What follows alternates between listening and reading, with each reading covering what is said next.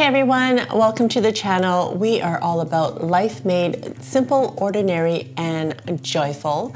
Dude and I were goal setting recently and we came up with this huge BHAG for 2020, and that is to go debt free. That means by the end of the year, we would have no debt left. I know it sounds super scary, but we really hope that by using some of the tips that we have been using over the last few years and just kind of keep going at it will help us get there. Jude and I left our 9-to-5 jobs about 7 years ago and became entrepreneurs. So we've had to change the way we spend and change the way we save. By eliminating this debt by the end of the year, we're really hoping that we will have a renewed sense of freedom to do more and to live with less financial stress. I don't know if you've noticed, but the cost of living has just gone up so much, and I feel like everything is just so much more expensive than ever before. Living costs, fuel costs. $159.9 per liter. Per liter. The kids are getting more expensive. And even though we find ourselves cooking a lot more at home, we're saving some money that way, but surely there are more things that we can do.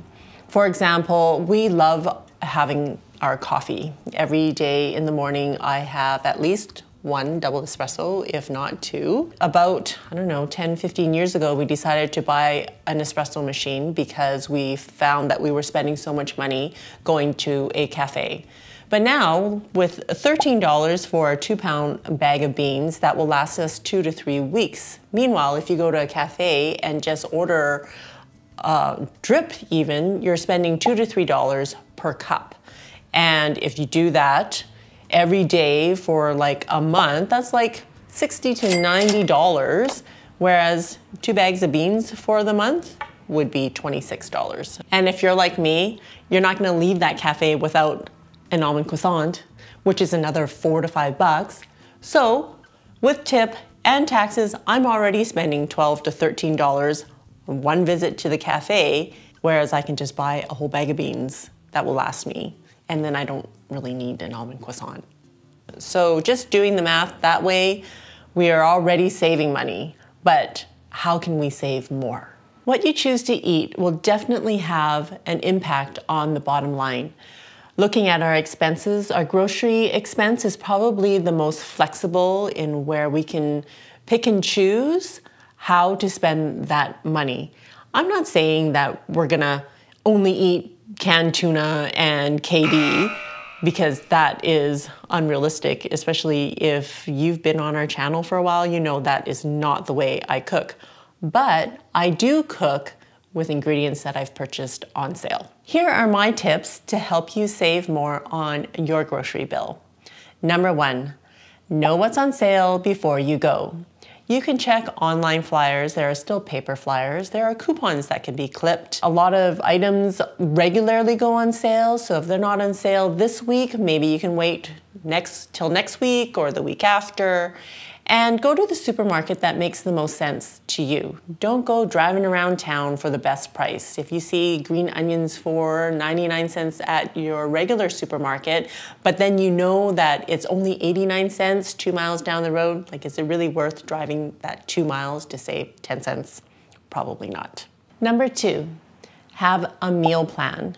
I know sometimes it's not easy. I don't often make a meal plan, but sometimes if I am going to, say, Costco and I know it's going to be a large grocery run, I make sure that I know what I'm going to make with the ingredients I'm going to buy.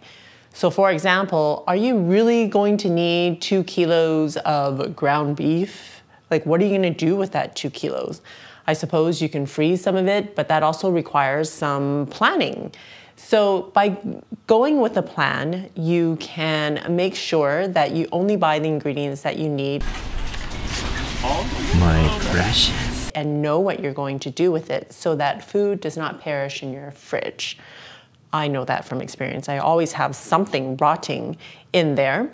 It also saves you time from wandering up and down the aisles wondering what to buy. Tip number 3, be flexible.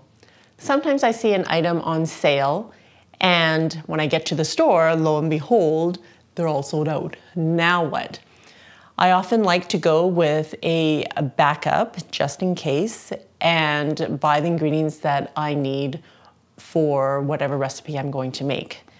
Sometimes some of those ingredients are also astronomical, and then what? Being an experienced cook, I can probably swap out some ingredients and it won't be exactly the way the recipe is, but that's the great thing about recipes is you can put whatever you want in your recipes. It's your recipe and you don't have to follow everything to a T. Cooking is great that way. It allows you to experiment and use what you like. Tip number 4, avoid impulse buys. I know it sounds like a no-brainer. So they think they can eat their vegetables by just eating these chips. But it does say 8 great vegetables in them. I know that when I'm hungry, I will often buy chips and other junk to eat because I'm hungry at the moment, and then I end up spending all the extra on the stuff that I actually don't need. And tip number 5, do the math. Everyone will have a different budget for their family. For us, even in a week, some days we eat very cheaply. It can be like $10 for a full meal for all of us.